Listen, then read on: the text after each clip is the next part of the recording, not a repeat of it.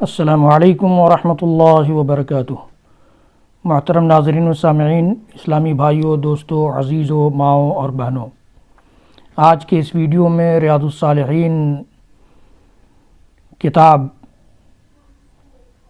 کے 8ویں باب فی الاستقامہ، استقامت کا باب ہے، یہ بیان ہے، یعنی اللہ کے دین پر کیسے قائم رہا جائے، ایک قائم رہنے کی کیا اہمیت و فضیلت ہے، اس سلسلے میں یہ باب شروع کیا ہے مصنف نے۔ آج کا یہ ویڈیو اس سیریز کا اسی سے متعلق ہوگا۔ اللہ تعالیٰ نے خود حکم دیا ہے اس کا، چنانچہ سورہ ہود کی آیت نمبر 112 میں رب العالمین نے فرمایا فَاسْتَقِمْ كَمَا أُمِرْتَ، جس طرح سے آپ کو حکم دیا گیا ہے اس طرح سے استقامت برتیے، دین پر قائم و دائم رہیے۔ اسی طرح سے اللہ رب العالمین نے سورہ فصلت یا حامیم السجدہ جس کا دوسرا نام ہے، اس کی آیت نمبر 30 سے لے کر 32 تک اس کی فضیلت بیان کرتے ہوئے ارشاد فرمایا ہے ان الذین قالوا ربنا اللہ، یقیناً وہ لوگ جنہوں نے یہ کہا کہ ہمارا رب اللہ ہے، ثم استقاموا، پھر اس پر قائم و دائم رہے، تتنزل علیہم الملائکہ، تو ان پر فرشتے نازل ہوں گے اور فرشتے آ کر کہیں گے اللہ تخافوا، کہ ڈرو مت، ولا تحزنوا، غم مت کھاؤ،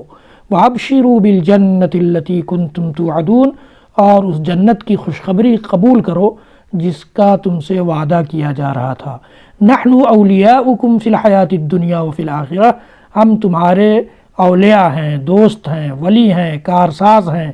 دنیاوی زندگی میں بھی اور آخرت میں بھی۔ اللہ تعالیٰ کی طرف سے اعلان ہوتا ہے ان بندوں کے لیے جو استقامت برتتے ہیں اللہ کے دین پر،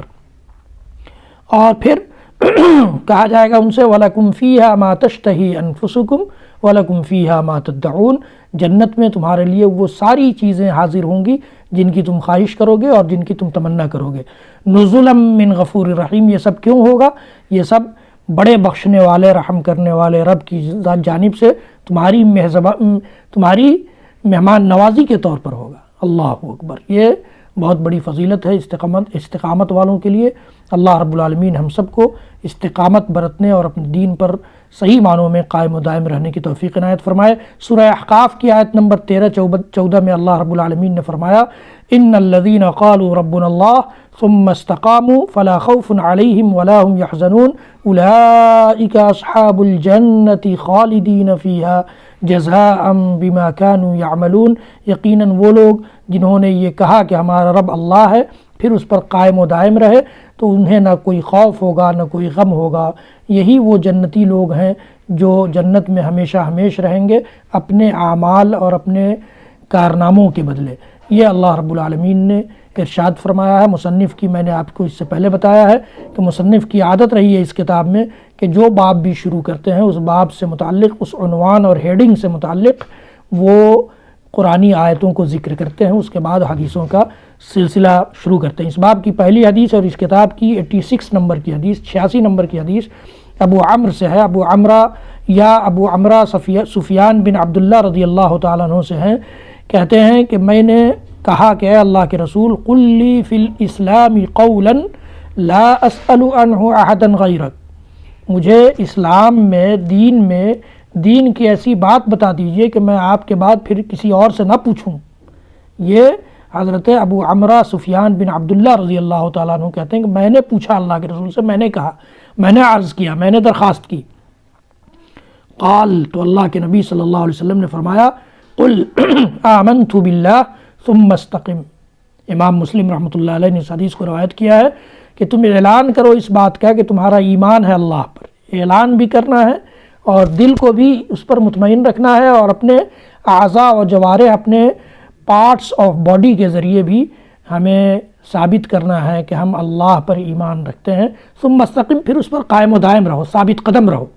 تمہارا قدم لرز نہ جائے، تمہارا قدم ہل نہ جائے، تمہارا قدم اکھڑ نہ جائے دین سے کسی موڑ پر۔ ثم استقم، یہ اللہ کے نبی صلی اللہ علیہ وسلم نے ایک بات بتانے کی درخواست کرنے والے صحابی حضرت سفیان بن عبداللہ رضی اللہ تعالیٰ عنہ سے بتائی تھی۔ آپ تصور کیجئے کہ اس کی کس قدر اہمیت ہے۔ حضرات گرامی، انشاءاللہ العزیز یہ سلسلہ آئندہ بھی جاری رہے گا۔ آپ حضرات سے گزارش ہے کہ آپ حضرات اس ویڈیو کو زیادہ سے زیادہ لوگوں تک پہنچائے تاکہ آپ کے لیے بھی میرے لیے بھی صدقہ جاریہ بن جائے، اور میرے اور سارے ویڈیوز دیکھنے کے لیے یوٹیوب پر شاہد اقبال سنابلی ٹائپ کریں اور سارے ویڈیوز سے فائدہ اٹھائیں، دینی معلومات کا ذخیرہ حاصل کریں۔ رب العالمین ہم سب کو کہنے سننے سے زیادہ عمل کی توفیق بخشے۔ وصلی اللہ تعالی علی نبینا محمد وعلی آلہ وصحبہ وسلم، وآخر دعوانا ان الحمد للہ رب العالمین، والسلام علیکم ورحمۃ اللہ وبرکاتہ۔